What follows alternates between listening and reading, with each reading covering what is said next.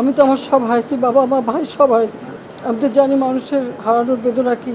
স্বৈরাচার হাসিনার মুখে এভাবেই থাকতো স্বজন হারানোর বেদনার গান, অথচ তিনি ছিলেন হাজারো গুম খুনের নির্দেশদাতা। এভাবেই মায়া কান্না করে অসহায়ত্বের মুখোশ পরে নির্দেশ দিতেন পৈশাচিক সব কর্মকাণ্ডের।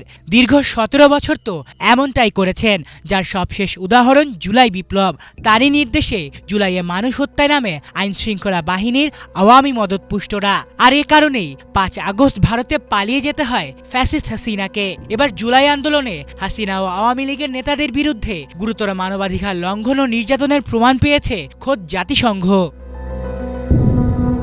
বুধবার জাতিসংঘের ফ্যাক্ট ফাইন্ডিং মিশন এ সংক্রান্ত একটি প্রতিবেদন প্রকাশ করে। দুপুর ২:৩০টার পর জাতিসংঘের মানবাধিকার কার্যালয়ে একটি সংবাদ সম্মেলনে ওই প্রতিবেদন তুলে ধরা হয়। প্রতিবেদনে বলা হয়, ১ জুলাই থেকে ১৫ আগস্টের মধ্যে ১১৮ শিশুসহ নিহতের সংখ্যা ১৪০০ জনেরও বেশি হয়ে থাকতে পারে। ১১৪ পৃষ্ঠার ওই প্রতিবেদনে বলা হয়, সাবেক সরকার এবং এর নিরাপত্তা ও গোয়েন্দা বাহিনী আওয়ামী লীগের সঙ্গে যুক্ত হয়ে সহিংস উপায় ব্যবহার করে গুরুতর মানবাধিকার লঙ্ঘন করেছে। এছাড়া বেশ কিছু গণমাধ্যমের দেয়া তথ্য অনুযায়ী জাতিসংঘের মানবাধিকার কমিশনের বিশেষ তদন্ত দল চট্টগ্রাম, রাজশাহী, রংপুর, বগুড়া, খুলনা, সিলেট ও গাজীপুর সহ আন্দোলনপ্রবণ এলাকাগুলো পরিদর্শন করে।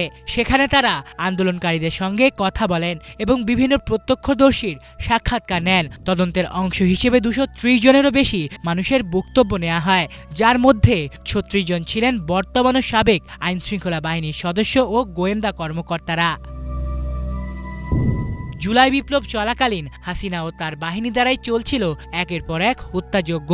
এমনকি সে সময় আওয়ামী লীগের লোকজন কর্তৃক ক্ষতিগ্রস্ত হয় মেট্রো রেল। অথচ নিজের ট্রেডমার্ক স্পিচ, স্বজন হারানোর বেদনা ও মেট্রো রেল নিয়ে মায়াকান্নায় মেতেছিলেন হাসিনা। তবে এই ফ্যাসিস্টের মুখোশ সম্পর্কে ততদিনে জানা হয়ে গেছে দেশের বেশিরভাগ মানুষেরই। তাই তো নিজের সবশেষ অপকর্মের কাছে হেরে যেতে হয় দেশের ইতিহাসের সবচেয়ে ঘৃণিত এই শাসককে। আলিফ Chowdhury, Bangla vision news desk.